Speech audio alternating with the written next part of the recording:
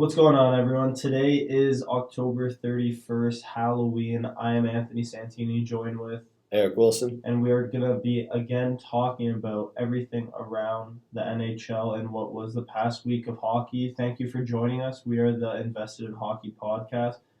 And yeah, Eric, how was your weekend? Pretty good, honestly. I followed a lot of the hockey games this weekend. Made sure I got out a little, touched some grass, had some fun. How about you? Oh, it was a good weekend. Lots of partying, lots of fun, and then obviously, waking up on Monday and realizing you still have a bunch of homework to do. It's never a good feeling, but getting it done is always a good feeling. So last night, just kind of grinding all day, making sure all the homework got done, and then celebrate tonight with a little bit of hockey and maybe some Halloween cookies and pumpkin carving. But yeah, lots of fun. For sure, for sure. But yeah, a great week of hockey, and as we chug along with this season, just a lot of stories building and staying on the theme of Halloween. A lot of scary themes seen in the dressing rooms of hockey teams, and just kind of what's going on with the teams and how they started out. So pretty much just talking about the Oilers, the Flames, and the Penguins, three teams that coming into the season, there's a lot of optimism, especially with the Oilers and the Penguins, and the Flames looking for a turnaround season. But, three teams that really got off to a slow start. And I don't know about you, but I might be ready to hit the panic button on the Penguins and the Flames. The Oilers, I'm a little bit more optimistic just because of how talented some of their stars are. But I don't know. The Flames definitely hitting the panic button. The Penguins, another team that could be in the running for that too. Yeah, I can kind of agree with you that you can't hit the panic button with the Edmonton Oilers just because they were almost favorites in the West to definitely lead their division. But with the Flames, the sad part is you have young guys. They just called up Connor Zary. I don't know what direction they're headed in, right? It's almost time for them to say, okay, let's bring these young guys up, give them some time, or are you not going to do that? Are you going to expect more out of your guys like Kubi, Kadri? I'm not too sure. Yeah, it's really interesting because they're kind of going in a direction that they thought maybe they could be in a playoff spot. They made a couple trades, getting Huberdeau, little acquisitions like that. Markstrom started to kind of find his own a little bit a couple seasons ago, but could he be losing it now? So a couple question marks all around with the team. And I know just a couple minutes ago there was an announcement that they will be doing no contract extension talk for the rest of the season. So does that kind of tell me that management is not only not confident in the direction they're headed, but maybe even a little bit confused? Definitely, I think a little confused. Yeah, it's that's probably the scariest out of those three teams. I think going back to Edmonton though, I do see the bit of the scare in those young guys like Dylan Holloway. I think he still has 0 points in his first 9 games, which is a Mm-hmm. little disappointing for what I think was a first round pick. Yeah. I think he was a top 10 pick to be honest with you. Other than that though, they looked good in the Heritage Classic, and that's why you kind of can't hit the panic button. But other than that, everything screams panic. When you look at goaltending for that team, it's not like Stuart Skinner played stone on his head that game. But kind of moving towards the Penguins, I don't know how to feel about them. How do you feel about them? It's interesting, right? Because they do still have talent, and obviously they picked up the Norris winner last year, Eric Carlson, but some of their wins haven't really come against the most talented teams. They beat Washington, they beat Calgary, and they beat Colorado, who is one of the better teams in the NHL. But just kind of, we already talked about Calgary not being a good team, and obviously Washington with their struggles, and another team that kind of fans are unsure the direction where they are headed because they don't want to rebuild, they don't want to blow up the team, they're not a team that's going to make a trade deadline acquisition to kind of go all in. So a little bit confusing. So the scariest part that I think for these three teams as they start slow is kind of find out where you're headed, find out what direction you want your team to go in, and then just kind of base your decisions off of that. And moving on to pretty much the Buffalo Sabres, a team that we did want to pick the hand, sorry, that we did want to hit the panic button on, they decided after a couple games, let's pick up a couple wins. But the Buffalo Sabres and the struggles in net, Uko and Devin Levi. So just kind of chatting about them, two young goalies that are looking to become stars in the NHL. I think it's a great topic because we have so much to say about Devin Levi, and everyone has so much to say about him. After such a small sample size last season, I genuinely don't think it's going to be easy to take the starting role, whether you're on the Buffalo Sabres or the Edmonton Oilers, any team. But for Devin Levi, you're going to have to play pretty well consistently to take the role from Luukkonen, right? So we have a little graphic we're going to throw on our Instagram. Go check it out. Luukkonen has started more games than Levi. I think double the games. He's at 49 games played now, and it does mean something, right? Like he played some tough games last season. The scoreboard might have not looked as good as it should have, but him getting this shutout win is a lot. Should help his confidence. My opinion on the topic is that Luukkonen should have that starting role for at least the next 40 games until Levi can kind of take it over. Yeah, no, it's definitely interesting because when we were talking in the offseason about Devin Levi, I know a lot of the talk was he's the starter, and you were pretty persistent on saying like it's it's going to be very challenging for Levi to kind of excel in the NHL. I know, just talking about like fantasy wise, because he's a young goalie. He still needs to prove himself in net, even though he does have the net. If he loses 2 3 games in a row that he starts, it could be problems. Like there's a lot of factors that go into it that would have to actually benefit the team. So definitely a topic of conversation, and a big gamble that management is going to have to make to decide kind of what goalie they want as their starter. But yeah, on that topic of gambling, Shane Pinto, 41 game suspension, one of the longest in NHL history.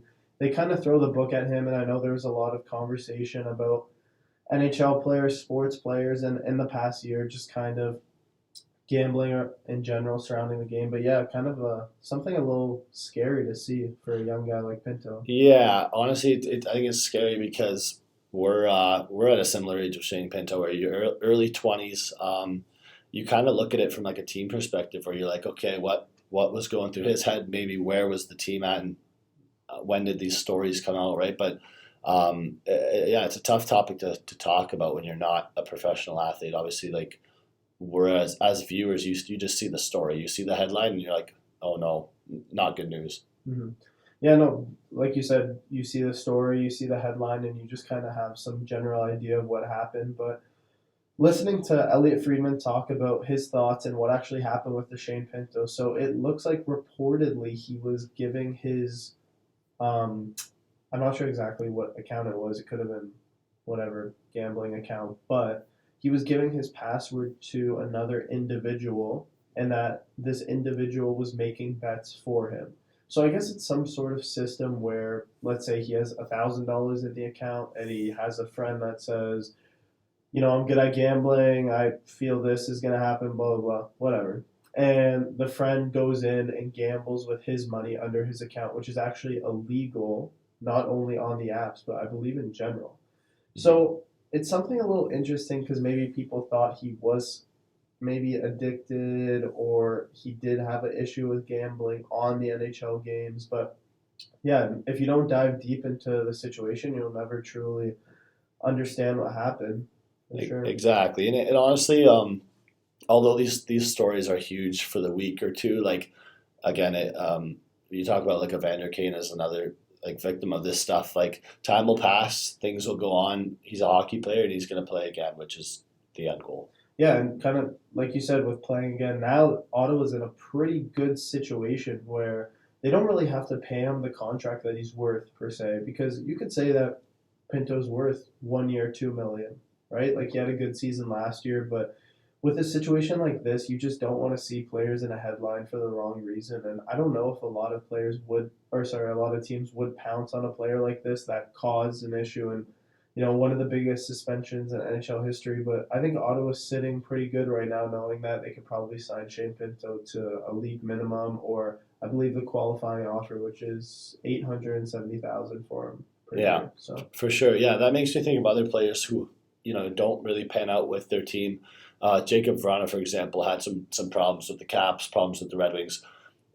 He's in St. Louis now. Hopefully, he has a good season. But at the end of the day, if it doesn't work out in Ottawa, I think it'll work out somewhere else for a cheap contract. So Yeah, for sure. And shifting in that same Atlantic Division to the Boston Bruins, saying red hot.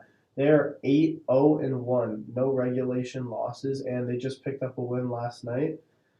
Obviously, a little bit of bias for us because we are Bruins fans, but it is interesting to see the Bruins lose two key pieces, Krejci and Bergeron, and stay red hot like this. It's a tough division. You look at the division and you kind of say, any team could be a Stanley Cup contender. They have the Bruins, they have the Red Wings, they have the Leafs, they have the Lightning, they have the Panthers that can make a run. They have the young Ottawa Senators, like we were just talking about that. And I always say a young team is very scary. They can always go for a run. But 8-0-1 in that division, it's really impressive. exactly. Honestly, that it's easy to hate until you can't hate, right? Like you can say stuff all off season, you can say stuff all regular season, but the way it's looking for these Bruins, knock on wood, they should finish with a decent record. They're not a basement team, and they might not finish first in the night. But again, we didn't expect that, right? And that this just means they can go on a tough road stretch. Maybe they only win one of four road games one time, but like that's going to happen. We don't expect those same results from last year, but it's just pretty awesome to see a big win over the Panthers again, who are in their division. Mm-hmm. We saw them play some weaker teams in the Ducks, the Sharks, things like that. But at the end of the day, we want to see them play everyone else too. Yeah, Yeah, it's really intriguing because they have lost. They lost Bertuzzi. They lost Bergeron. They lost Krejci. They lost Orlov.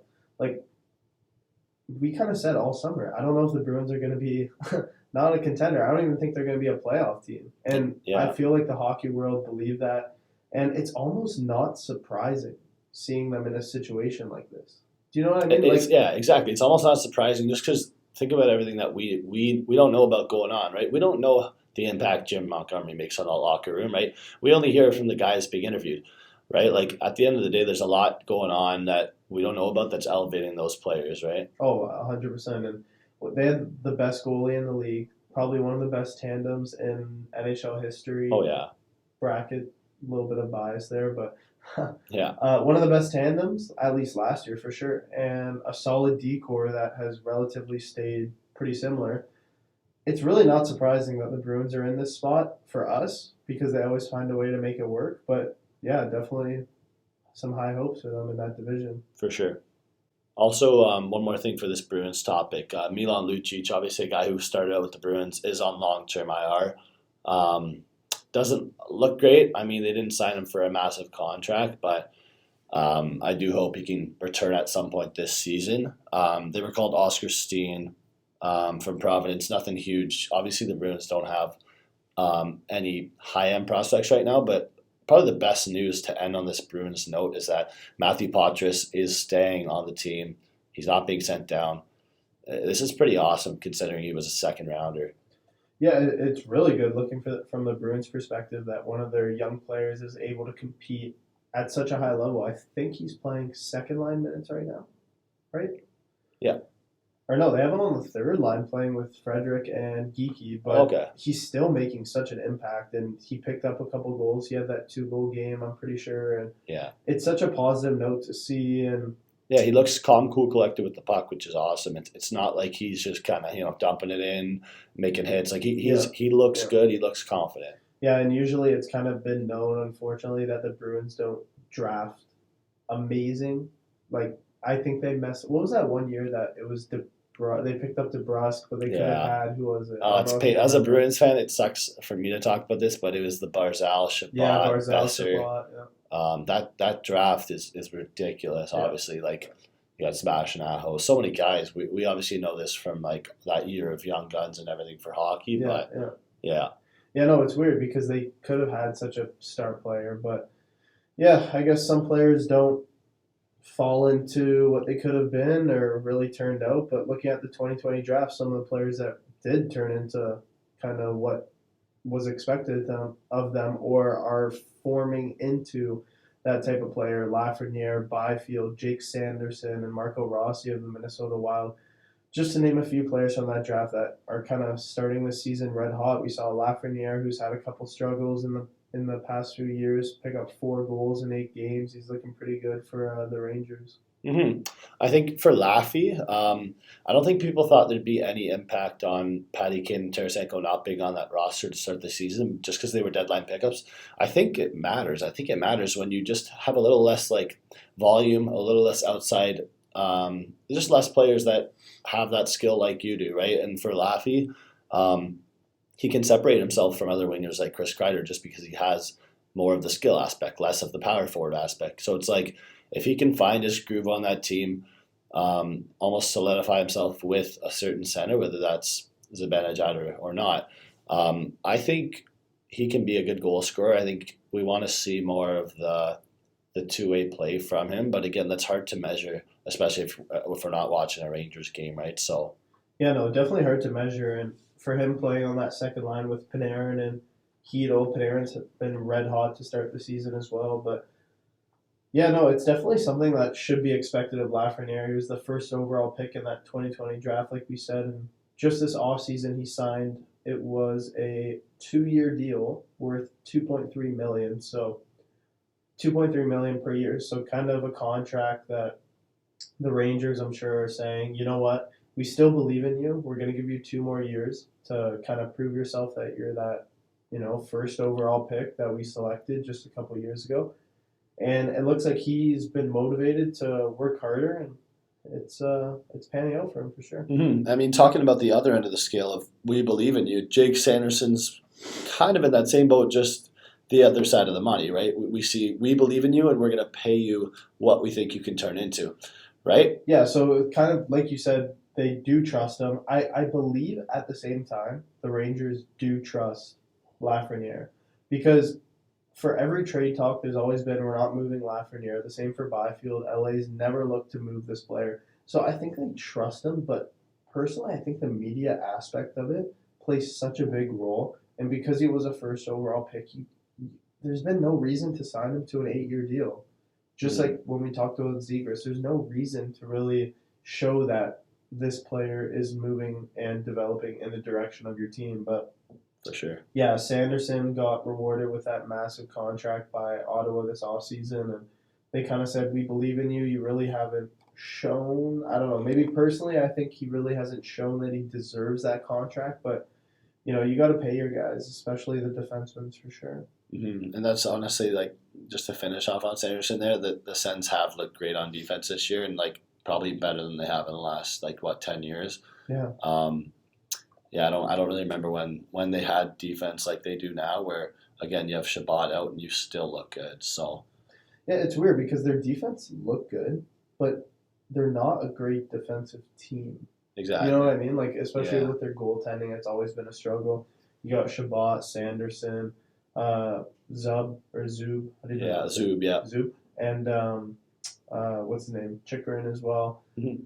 But yeah, no, I think for them to become a contender, they definitely have to figure out their goalie situation, and giving up Gustafsson was definitely not something that was going to help them. But yeah, another player from that 2020 draft, Quinton Byfield, who in 8 games has 4 points, 2 goals, and 2 apples.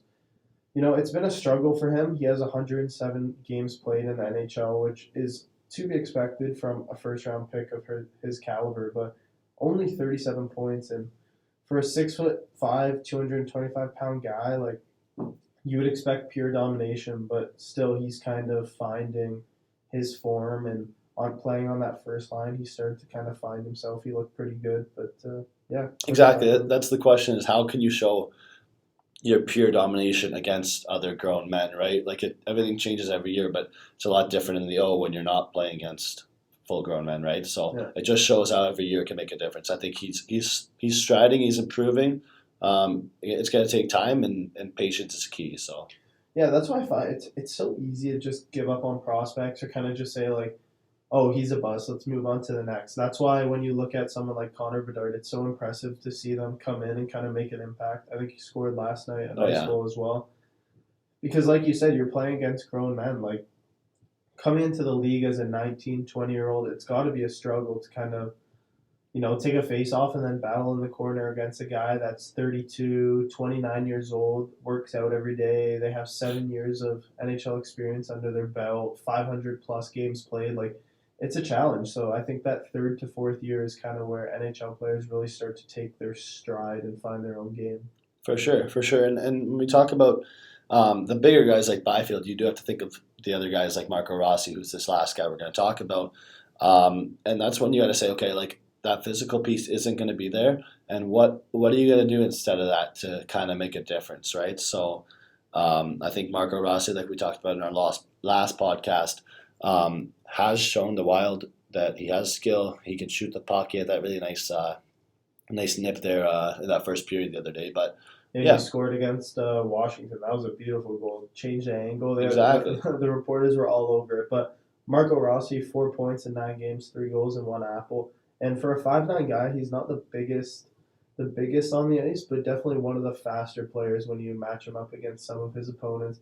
Playing on that third line, it's not really giving him a chance to excel, maybe get a season like 20 goals, 40 plus assists. But if he can pick up maybe 70 games and even get 25 plus points, it might be a lot for a player of his age. But the former OHL, or was he OHL? Yeah. The Yeah. former OHL point leader, playing on a pretty good Minnesota team that could go for a run this year. For sure. Next up, we're going to talk about the Aaron Ekblad and Brandon Montour return to Florida. So, honestly, one of the biggest pieces in the Atlantic, like when you think of defensemen and you think of good, solid guys, proven. What are your thoughts on them returning and maybe how the Panthers can take a step up? Well, definitely take a step up, and obviously missing them has been two key pieces from that D core that propelled them to a Stanley Cup final. And having Gustav Forsling and Oliver Ekman-Larsson as your first line pairing is not ideal. I know Oliver Ekman-Larsson's a player 3-4 years ago that was, all-star caliber and definitely first line power play quarterback caliber, but he's had his struggles. And having Ekblad and Montour, two players that were just so good in the playoffs last year, I believe that could kind of help the Panthers in that tough division, like we chatted about before, turn into that team that they were last year. Because I don't think they made a lot of changes, right? No, honestly, they didn't make that many changes. I've talked about Evan Rodriguez a bit, but they obviously added him, who I think's a big add. He's got hands. Again, for every loss, you kind of have to make up for it, right? So Yeah, definitely. the only other thing I'd say for the Panthers is on offense, Matthew Tkachuk. Although he has 1 goal, he has 6 assists. He's that guy that's going to be like the difference maker along with Barkov on offense. And if the Florida Panthers can kind of bring that all together, I think they're going to jump up in the Atlantic, right? It's too early to say, okay, the Panthers are in 6th in the Atlantic. It doesn't really make sense for us to talk about the standings yet, which is why we focus more on players. Oh yeah, for sure. Like, you can't really write off a team that made it to the NHL Stanley Cup Finals. Like, this isn't a team like Montreal where they made that run, lost to Tampa Bay. Yeah, they lost to Tampa Bay, and then kind of were first overall lottery in the hunt for the first overall pick the next year. I think it was the first time in NHL history that they were they last place or second last place, something like that. It was one of the first down times there. that a team made the Stanley Cup Finals and then dropped right down in the standings. But yeah, no, for sure, the Florida Panthers are, I think, a contender this year. And if Bobrovsky could kind of find himself and find what he had going for him in the playoffs, definitely a team that could make a big run. For sure. And I think we're going to end off on some predictions here. Yeah, so Eric has been working nice and hard. Last week he did his predictions, and I don't know, maybe a little bit of a fade, but we'll see what he has to say for this week. So October 31st tonight, Halloween, we got the LA Kings against the Toronto Maple Leafs. We're going with the Leafs here, and sole reason for this is William Nylander is going to break this Leafs history with a point in his first 9 games. So might see 2 points from him. Who knows? I hate to ride the Willie train, but he's good, and he's going to do something. Matthews might too. Yeah. November 1st, Arizona versus Anaheim, a.k.a. Logan Cooley versus Leo Carlson. Honestly, you got to go with the Coyotes after that big win last night. I think they're going to win. I think Cooley's the guy. I think, yeah. Next up, November 2nd, I believe rematch of last year's playoffs, the Carolina Hurricanes versus the New York Rangers. Or no. That was the Devils, the Rangers. Devils Rangers, yeah. But So Hurricanes, Rangers. Hurricanes Rangers. Honestly, I'm gonna go with the Canes. I think Aho's just been so like no one's talking about him, but he's good and he's gonna out battle the top center on the Rangers there, and they'll win. Yep. November 3rd, we got the Philadelphia Flyers versus the Buffalo Sabres. Oh, I'm gonna go with Buffalo there. Luukkonen's gonna get the start and he's gonna win. There we go. We got the Nashville Predators against the Edmonton Oilers on November 4th. I'm gonna go with Nashville here on the road. November 5th, we got the Devils versus the Chicago Blackhawks. I'm gonna go Devils here. It's no question, no doubt. They should win. And then the return from last year's playoffs for sure. The Tampa Bay Lightning versus the Toronto Maple Leafs on November 6th. So this one's in Toronto, yeah? Yeah. You know what? I'm going to go with the Leafs again. So Leafs LA tonight, and then I go Leafs again against Tampa. You got to wait till Vashey's back to you fully rely on those Lightning. Let's go Leafs tonight. We'll see how the night goes. Yep, for sure. We'll see how the night goes and the rest of the week. I am Anthony. That is Eric. Thank you for joining us on the Invested in Hockey podcast, and we will see you next week. Cheers.